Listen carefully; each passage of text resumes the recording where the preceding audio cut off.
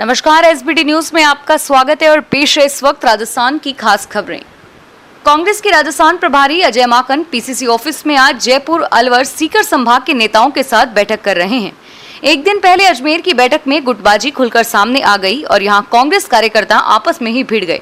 इसमें सचिन पायलट और रघु शर्मा के समर्थक शामिल थे। इसके कारण अब जयपुर में पार्टी की स्थिति की जांच की जा रही है और साथ ही माकन कांग्रेसियों से इस बात पर भी बात करेंगे कि राज्य सरकार जनहित में और क्या क्या काम कर सकती है ताकि कांग्रेस कार्यकर्ता का ग्राउंड पर मान सम्मान बढ़े। राजस्थान राज्य पोल्यूशन कंट्रोल बोर्ड ने प्रदेश के सभी अस्पतालों को बड़ी राहत दी है। जिन अस्पतालों ने अभी तक पोल्यूशन विभाग से कंसेंट नहीं ली है, उन्हें 31 दिसंबर तक लेने की रियायत दे दी है। नियमों के अनुसार प्रदेश के हर अस्पताल, चाहे वह सरकारी हो या निजी, लैब, डायग्नोस सेंटर के लिए पोल्यूशन विभाग से कंसेंट लेना जरूरी है। पोल्यूशन विभाग की ओर से इस प्रक्रिया को बायोमेडिकल वेस्ट ऑथराइजेशन कहा जाता है। जोधपुर में गुरुवार को 5 कोरोना संक्रमितों की मौत हो गई। गत 10 दिन से 55 संक्रमित अपनी जान गंवा चुके हैं और अभी तक 228 संक्रमितों की मौत हो चुकी है। जोधपुर में अब तक कुल 15,633 संक्रमित मिल चुके हैं। जोधपुर में संक्रमितों की मौत का क्रम लगातार चल रहा है और इसकी संख्या बढ़ती जा रही है। जोधपुर में बुधवार को 5 जनों की मौत हो गई और आज गुरुवार को दोपहर तक ही 5 संक्रमितों ने दम तोड़ दिया। सितंबर के 10 दिन में ही 55 लोग अपनी जान गंवा चुके हैं। सीबीएसई बोर्ड ने सप्लीमेंट्री एग्जाम्स का टाइम टेबल जारी कर दिया है। परीक्षा 22 सितंबर से शुरू होगी और 28 को समाप्त होगी। वहीं बोर्ड ने 10वीं और 12वीं की बोर्ड परीक्षा के प्रश्न पत्रों में भी कुछ बदलाव किया है। केंद्रीय माध्यमिक शिक्षा बोर्ड की कक्षा 10वीं व 12वीं की पूरक परीक्षाएं 22 सितंबर से होंगी।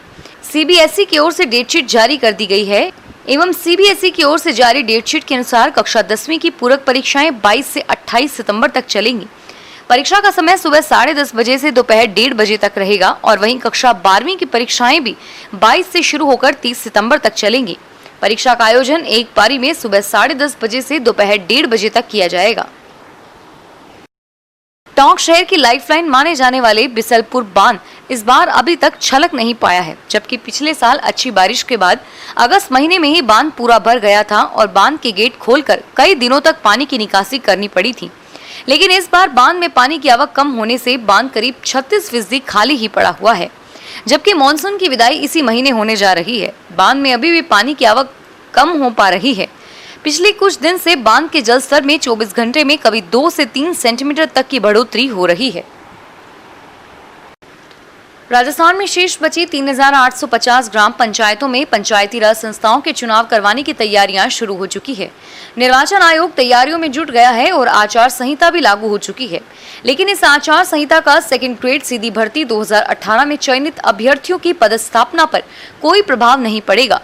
विभाग ने निर्देश दिए हैं कि सेकंड ग्रेड शिक्षक भर्ती 2018 में चयनित अभ्यर्थियों का मंडल आवंटन, काउंसलिंग और पदस्थापना के आदेश पंचायती राज संस्थाओं के चुनाव से पहले ही जारी किए जा चुके हैं, इसलिए इन शिक्षकों को कार्यग्रहण करवाया जाए।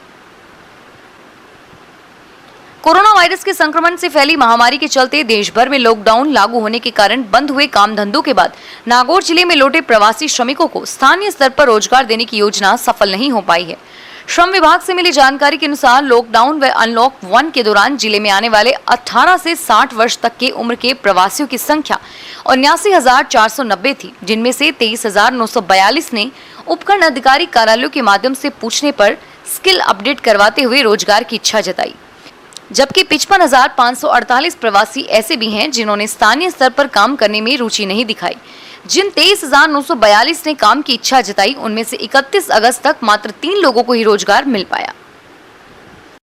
राजस्थान बोर्ड की 12वीं विज्ञान की परीक्षा में बड़ा गड़बड़ला सामने आया है। बोर्ड में एक होनहार अभ्यर्थी की उत्तर पुस्तिका में रोल नंबर बदलकर उसे फेल करने और दूसरे अभ्यर्थी को पास करने का मामला सामने आया। यह पूरा मामला धौलपुर जिले का है। 12वीं विज्ञान का नतीजा आने के बाद अभ्यर्थी दीप्ति के सभी विषयों में 90 से अधिक अंक आए, लेकिन फिजिक्स में महज 6 नंबर आने पर उसका माथा ठनका। इस पर दीप्ति ने बोर्ड से अपनी उत्तर पुस्तिका की फोटोकॉपी ली तो सारा खेल खुलकर सामने आया। इस पूरे खेल में दीप्ति का रोल नंबर बदल दिया गया था और गड़बड़ झाला सामने आने के बाद बोर्ड ने जिला शिक्षा अधिकारी धौलपुर की अगुवाई में 3 सदस्यीय कमेटी बिठाई। इस मामले में 2 पर्यवेक्षकों को बर्खास्त करने की सिफारिश की गई है। राजस्थान में हथियार तस्करों को लगाम लगाने के लिए राजस्थान पुलिस मुख्यालय से अभियान की शुरुआत की है। इस अभियान के दौरान प्रदेश भर के पुलिस अधीक्षकों को निर्देश दिए गए हैं कि वे अपने अपने क्षेत्र में अवैध हथियारों के खिलाफ सख्त कार्रवाई करें, हथियार तस्करों का पता लगाएं और उनको भी गिरफ्तार करें। जोधपुर के जयनारायण व्यास विश्वविद्यालय में स्नातक एवं स्नातकोत्तर के अंतिम वर्ष के सत्र 2019-20 की बकाया परीक्षाएं 21 सितंबर से आयोजित की जाएंगी। वहीं विश्वविद्यालय के छात्रावासों को 16 सितंबर से खोल दिया जाएगा। कुलपति प्रोफेसर पीसी त्रिवेदी की अध्यक्षता में अधिष्ठाता एवं निर्देशकों के साथ आयोजित बैठक में यह निर्णय किया गया। सरकारी तेल विपणन कंपनियों ने गुरुवार को लंबे समय बाद पेट्रोल और डीजल दोनों के दाम घटाए हैं। पेट्रोल की बात करें तो 8 से 10 पैसे की कमी की गई है और वहीं डीजल की बात करें तो इसकी कीमत में 10 से 12 पैसे तक की कमी आई है। आज जयपुर में डीजल के दाम 82.07 रुपए प्रति लीटर और पेट्रोल के दाम 89.19 रुपए प्रति लीटर दर्ज किए गए हैं। राजस्थान राज्य क्रीड़ा परिषद की ओर से वर्ष 2019-20 के लिए राज्य में उत्कृष्ट प्रदर्शन करने वाले खिलाड़ियों व प्रशिक्षकों को महाराणा प्रताप व गुरु वशिष्ठ पुरस्कार दिया जाएगा। इसके लिए आवेदन मांगे गए हैं। महाराणा प्रताप और गुरु वशिष्ठ पुरस्कार के पिछले 3 साल में अंतर्राष्ट्रीय व राष्ट्रीय स्तर की प्रतियोगिताओं में भाग लेने वाले आवेदन कर सकेंगे। महाविद्यालयों में सेशन 2020-21 में बीवीएससी एंड एएच पाठ्यक्रम में प्रवेश लेने के लिए आरपीवीटी 2020 परीक्षा 20 सितंबर को प्रदेश के 54 सेंटर्स पर होगी। परीक्षा एक पारी में सुबह 10 बजे से दोपहर 1 बजे तक आयोजित की जाएगी। अभ्यर्थियों को परीक्षा केंद्र में एंट्री सुबह 8:30 बजे से 9:30 बजे तक दी जाएगी एवं समन्वयक आरपीवीटी प्रोफेसर हेमंत धादीच ने इसके एडमिट कार्ड जारी कर दिए हैं। कोविड-19 के मद्देनजर परीक्षा केंद्र में प्रवेश से पूर्व अभ्यर्थियों की थर्मल स्कैनिंग की जाएगी और साथ ही कोविड गाइडलाइन की पालना भी की जाएगी। पश्चिमी राजस्थान के जिलों में होने वाली उपज को आमतौर पर स्वतः ही ऑर्गेनिक का दर्जा दिया जाता है। इसकी वजह यह है कि इन जिलों में कृषि क्षेत्रफल का ज्यादातर हिस्सा बरानी के तहत आता है, यानी इन जिलों में ज्यादातर फसल बारिश के पानी पर ही निर्भर करती है। किसान बुआई के समय ज्यादा रासायनिक खाद और कीटनाशक का उपयोग फसल में नहीं करते हैं, लेकिन अब टिड्डी प्रकोप के चलते इन जिलों को ऑर्गेनिक पट्टी का तमगा भी धीरे धीरे छिनता जा रहा है। टिड्डियों को खत्म करने के लिए बड़े स्तर पर कीटनाशकों का इस्तेमाल हो रहा है। राजस्थान का दूसरा सबसे ऊंचा व शेखावटी का एकमात्र हिल स्टेशन व आस्था की केंद्र हर्ष पर शासन व प्रशासन लापरवाही के बाद अब लीपापोती पर उतर आया है।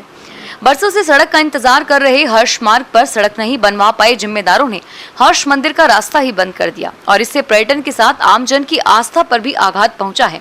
लेकिन आंखें मूंदे बैठे जिम्मेदार अब मौन भी धारण कर बैठ गए हैं। ऐसे में 1000 साल से भी ज्यादा पुरानी विरासत एक बार फिर इतिहास के पन्नों में ही सिमटता हुआ दिख रहा है। हर्ष आज खुद ही पहचान को मोहताज हो गया है।